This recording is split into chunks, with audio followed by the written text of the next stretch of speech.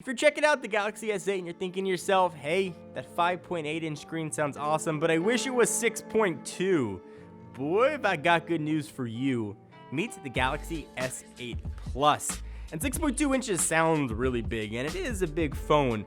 It looks absolutely beautiful, but you do not need like ginormous size hands to hold it. The phone is mostly all screens. They got a much bigger screen in a smaller package.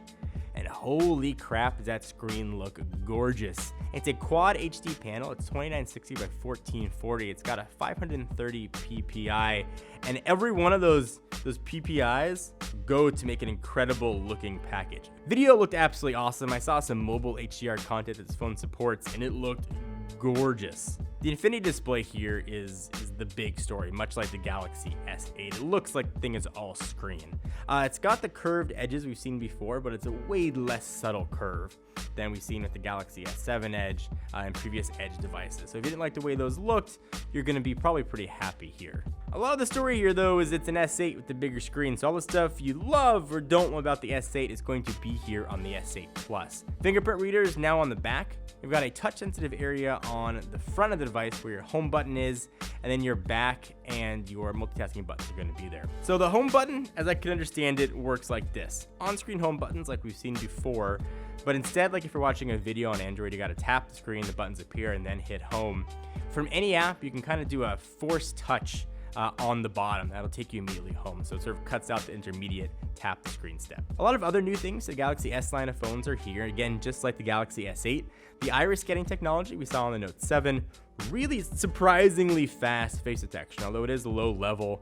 Samsung claims it's not going to be fooled by like a picture or a video, but I kind of want to test that for myself. 64 gigs of internal storage is going to be standard. You can, of course, expand that via micro SD. Powering this guy in the US is going to be a Snapdragon 835 or a Samsung-built Exynos if you live outside of the US. So those are things that are new. Some of the stuff that's the same, 4 gigs of RAM is the same we've seen on last generation phones, as well as that 12 megapixel camera sensor. Same sensor as the Note 7 and same as we saw with the S7 and the S7 Edge. But Samsung does, for whatever it's worth, claim software improvements. What is new though is a front-facing camera. It's now 8 megapixel with an f1.7 aperture. All the other stuff you'd expect from a flagship Samsung are here. You've got wireless charging, you've got fast charging, now with USB-C, which is nice to have. And of course, you've got the pretty awesome IP68 water resistance, almost waterproofing. Also new here is Samsung's new AI, Bixby. I spent a little bit of time going through what it can do in our Galaxy S8 hands-on, so go ahead and check that out. Also new are some new accessories to go along with these phones, and I went through all those in more detail in our Galaxy S8 video,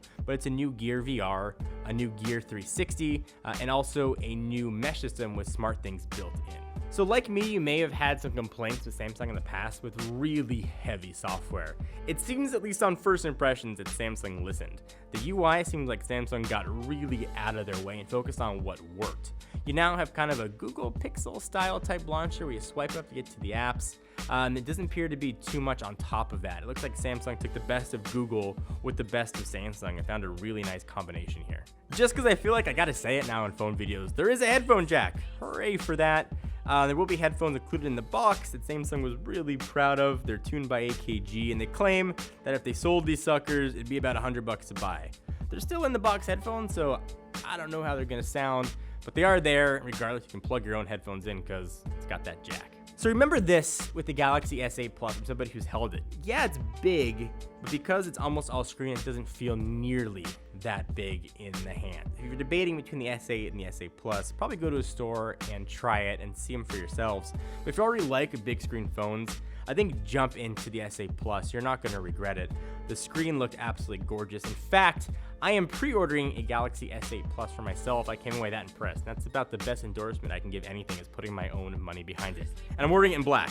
Just throwing that out there. I think the black looks the best. I wish the US was getting the really awesome blue or even the gold. Instead, we're just getting like 2 different shades of gray and that darker color. We'll link to all this stuff again down below if you want to learn more. But what are you guys getting, if anything? An S8, S8 Plus, what color, or why not are you skipping this one?